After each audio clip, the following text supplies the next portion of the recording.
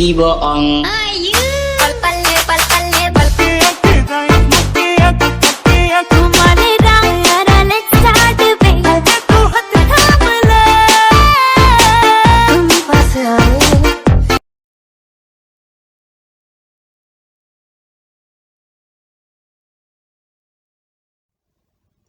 Assalamualaikum warahmatullahi wabarakatuh. Selamat siang teman-teman. Semoga semuanya dalam keadaan sehat walafiat sehingga kita bisa melaksanakan kegiatan hari ini dengan lancar. Kami dari kelompok 6 yang beranggotakan Alvina Umul Fatimah, Bara Fitra Kustianingrum, Binzar Wimpi Nugraha, Clara Dwi Novianti, Kesi Indraswari, dan Muhammad Syafruddin Yusuf akan mempresentasikan tentang laporan arus kas, kegunaan, dan format. Berikut penjelasannya. Pengertian dan kegunaan laporan arus kas. Laporan arus kas merupakan laporan tambahan tentang informasi keuangan apabila perusahaan menggunakan sistem kas sebagai pelengkap dari laporan laba rugi dan neraca yang menganut sistem akrual. Laporan arus kas dimaksudkan untuk memberikan ikhtisar arus kas masuk dan arus kas keluar dalam suatu periode akuntansi.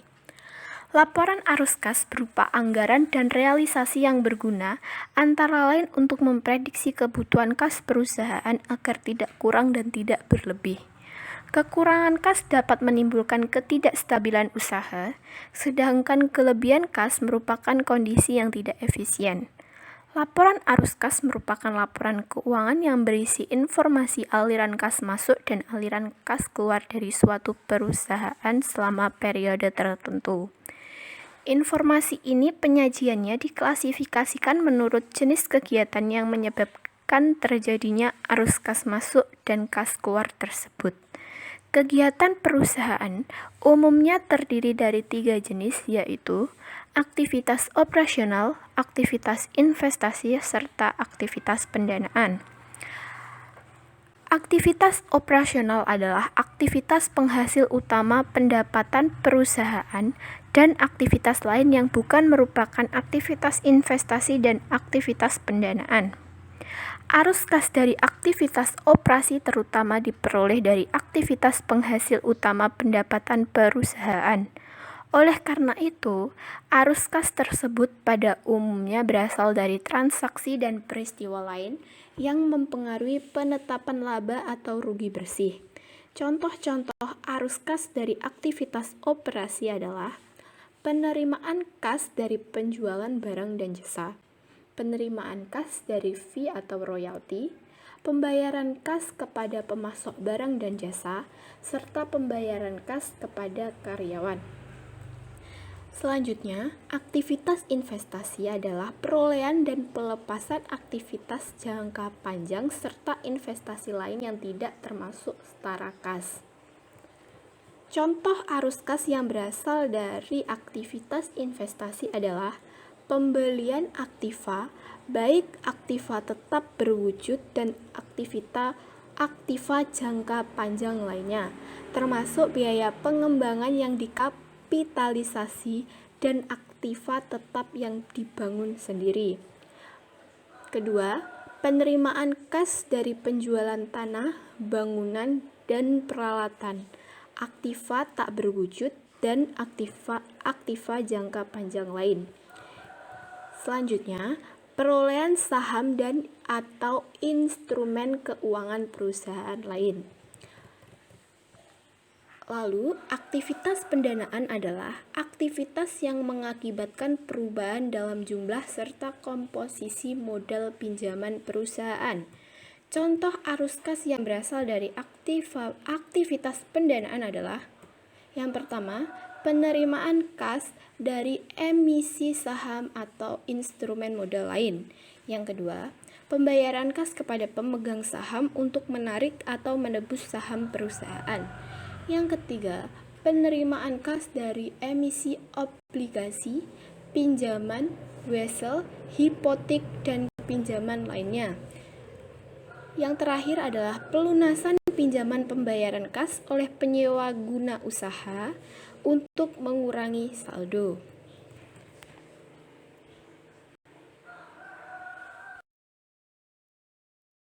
Gunaan arus kas.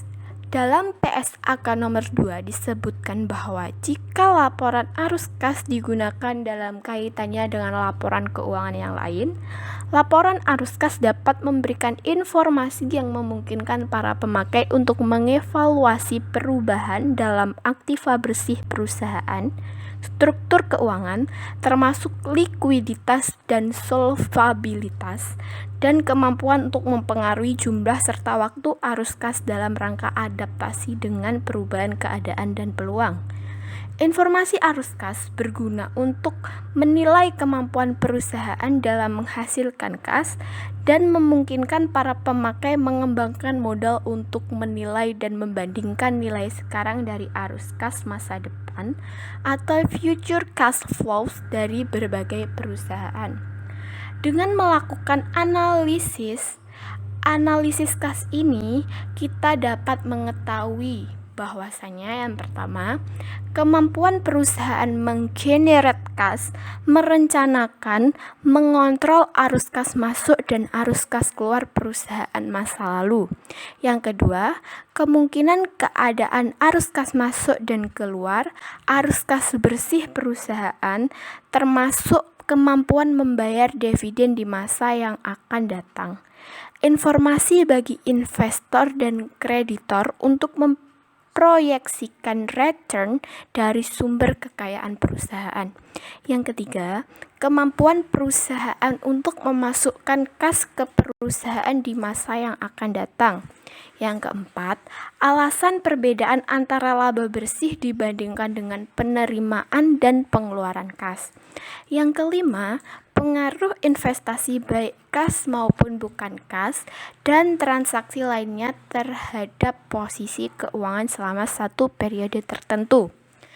Dalam PSAK nomor 2 dijelaskan, arus kas memiliki pengertian bahwa informasi tentang arus kas suatu perusahaan berguna bagi para pemakai laporan keuangan sebagai dasar untuk menilai kemampuan perusahaan dalam menghasilkan kas dan menilai kebutuhan perusahaan untuk menggunakan arus kas tersebut.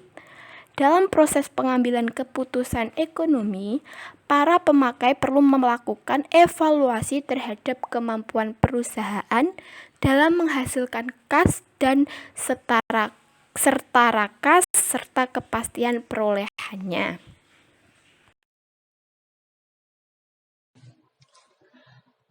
Dalam laporan arus kas, terdapat komponen yang dibagi menjadi 3 bagian utama, yang mana komponen ini bisa digunakan di metode langsung maupun yang tidak langsung. 3 bagian tersebut adalah aktivitas operasional, aktivitas investasi, dan aktivitas pendanaan. Apa sih aktivitas operasional? Aktivitas operasional adalah aktivitas penghasil utama untuk pendapatan perusahaan, yang mana aktivitas ini tidak sama dengan aktivitas investasi dan aktivitas pendanaan. Dengan kata lain, bagian aktivitas operasional yang memiliki uang kas yang dikumpulkan dari kegiatan yang menghasilkan pendapatan utama dari bisnis. Tetapi, aktivitas dari kegiatan operasional ini bersifat jangka pendek dan hanya mempengaruhi pada berjalannya waktu. Contoh-contohnya seperti penerimaan kas dari penjualan barang dan jasa, penerimaan kas dari fee atau royalti, pembayaran kas kepada pemasok barang dan jasa, pembayaran kas kepada karyawan, penerimaan dan pembayaran kas oleh perusahaan asuransi sehubungan dengan premi, klaim, dan manfaat asuransi lainnya. Pembayaran kas atau penerimaan kembali, pajak penghasilan, dan lain-lain. Selanjutnya, aktivitas investasi. Aktivitas investasi adalah perolehan dan pelepasan aktiva jangka panjang dengan investasi lain yang tidak termasuk setara kas. Maksudnya, Bagian investasi dari komponen ini mempresentasikan uang kas yang dikumpulkan oleh perusahaan, yang mana perusahaan ini mendapatkan penjualan aset yang berjangka panjang atau jumlah uang yang dihabiskan oleh aset yang jangka panjang atau jumlah uang yang dihabiskan untuk membeli aset jangka panjang baru. Contohnya seperti pembelian aktiva, baik itu aktiva yang tetap berwujud atau aktiva yang berjangka panjang, termasuk biaya pengembangan yang dikapitalisasi dan aktivitas tetap yang dibangun sendiri. 2. Penerimaan kas dari penjualan tanah, bangunan, peralatan, aktivitas tak berwujud dan aktivitas lain yang berjangka panjang. 3. Memperoleh saham atau instrumen keuangan dari perusahaan lain. Uang muka dan pinjaman yang diberikan kepada pihak lain beserta pelunasannya. Sekian dan terima kasih.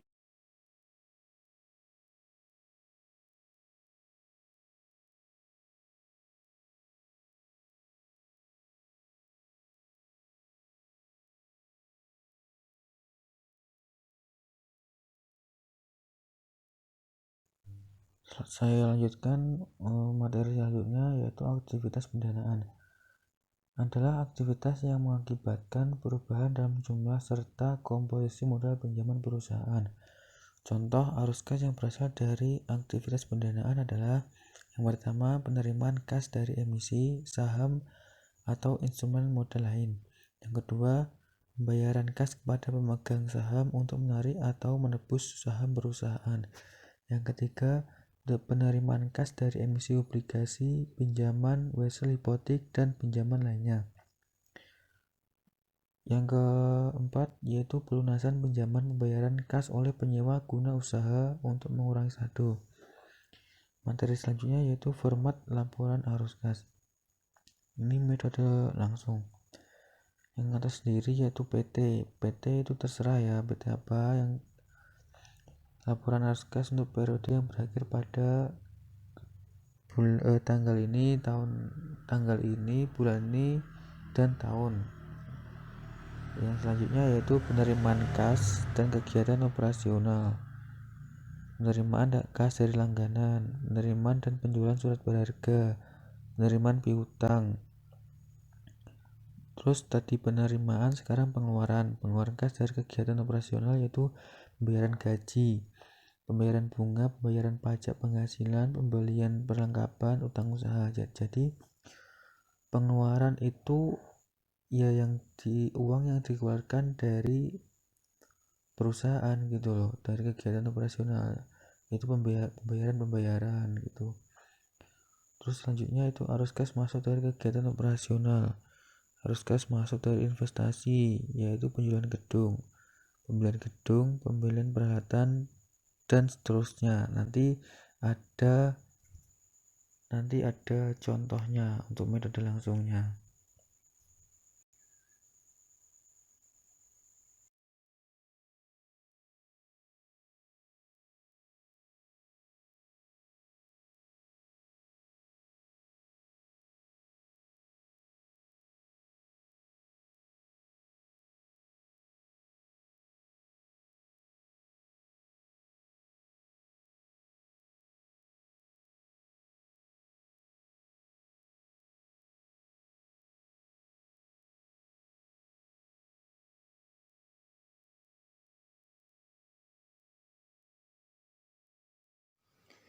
Untuk format laporan arus kas yang selanjutnya, yaitu metode tidak langsung atau metode indirect.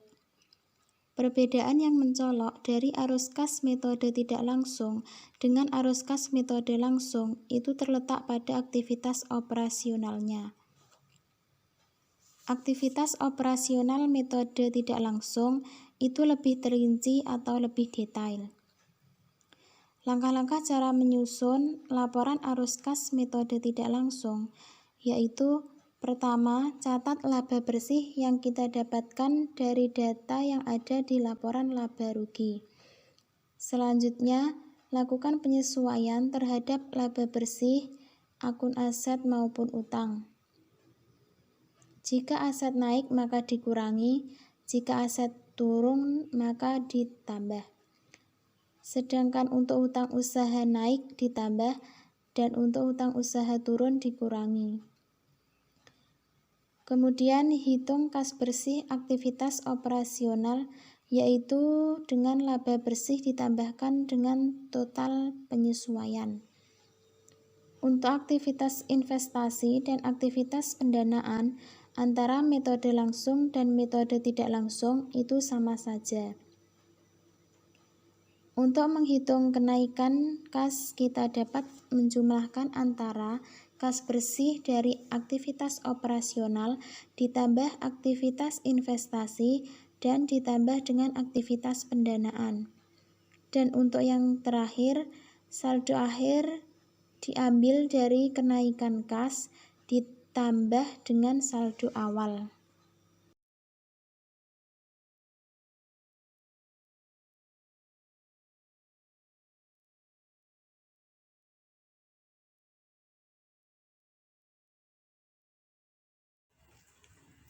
Metode langsung. Metode langsung adalah metode penyusunan laporan arus kas di mana dirinci aliran arus kas masuk dari aktivitas operasi dan aliran kas keluar dari aktivitas operasi. Dalam metode ini, akun beban penyusutan, beban depresi, beban amortisasi, keuntungan dan kerugian, serta utang dikeluarkan dari komponen aktivitas operasi.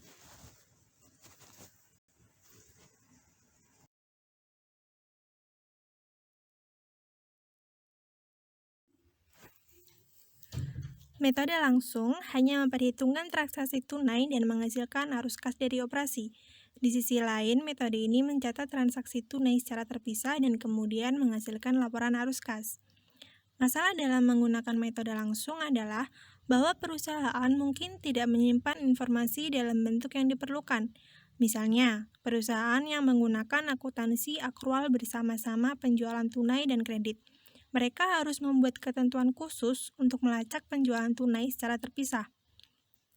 Untuk menyusun laporan arus kas metode langsung, dibutuhkan sumber data berupa buku kas bank dan buku kas kecil.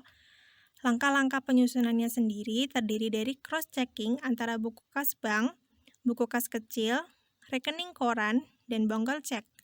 Kemudian eliminasi transaksi silang. Baru setelah itu, pengeluaran dan pemasukan kas dikelompokkan dalam beberapa elemen laporan arus kas. Caranya dengan menjumlahkan setiap jenis kegiatan yang telah dikelompokkan sesuai dengan jenis kegiatannya, yaitu operasional, investasi, dan pendanaan sehingga menjadi bentuk laporan arus kas.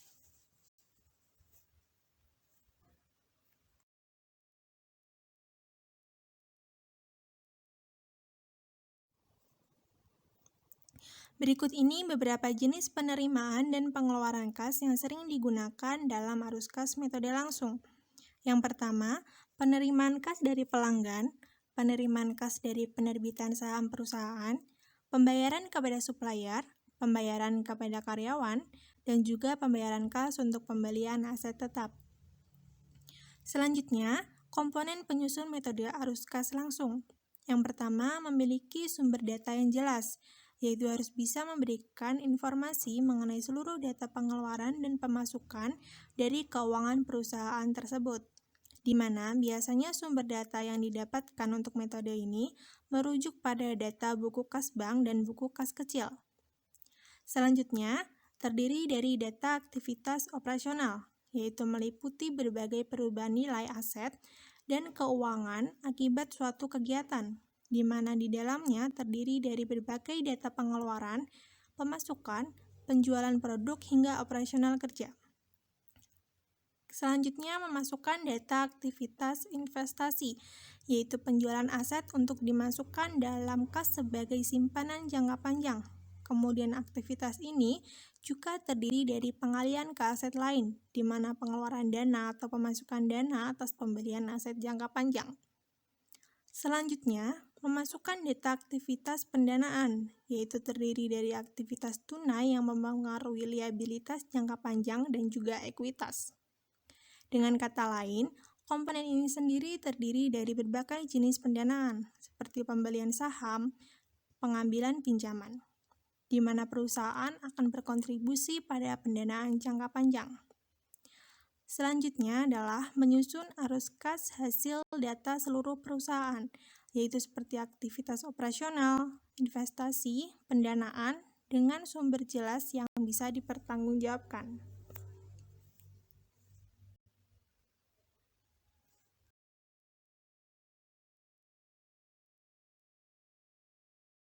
Kekurangan dan kelebihan laporan arus kas metode langsung. Kelemahan metode ini terletak pada proses penyusunannya sendiri, yaitu laporan arus kas langsung membutuhkan data yang tidak sedikit, sehingga proses penyusunannya akan memakan waktu yang panjang. Untuk kelebihannya, kelebihan laporan arus kas langsung yaitu mampu menyajikan data tentang sumber penerimaan kas dengan penggunaannya. Dan metode ini juga lebih mudah dipahami sehingga akan memudahkan perusahaan untuk mengambil keputusan di masa mendatang.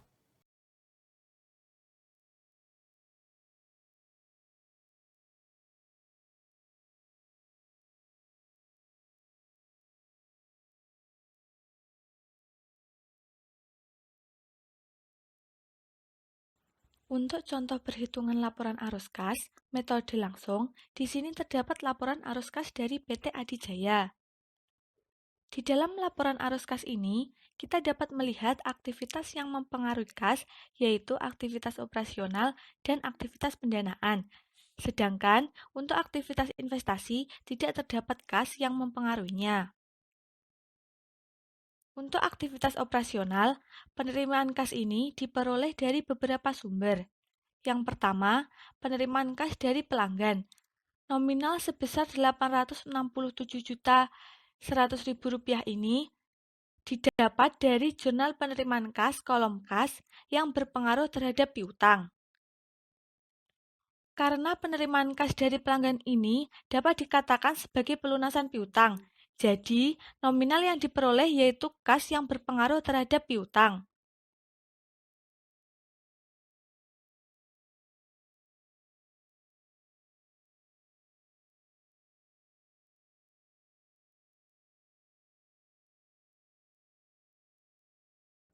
Kedua, penerimaan kas dari penjualan yang nominalnya didapat dari jurnal penerimaan kas.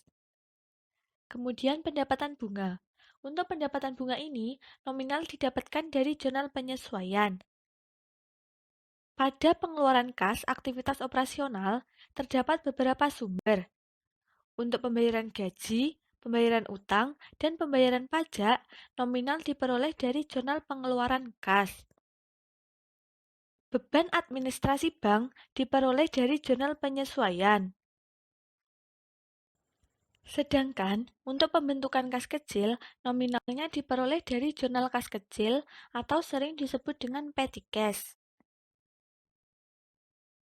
Pada aktivitas pendanaan, dalam kasus ini, pengeluaran kasnya adalah pembayaran utang dividen dan utang jangka panjang. Nominalnya didapat dari jurnal pengeluaran kas. Sekian presentasi dari kelompok kami. Apabila ada kurang lebihnya kami mohon maaf. Wassalamualaikum warahmatullahi wabarakatuh.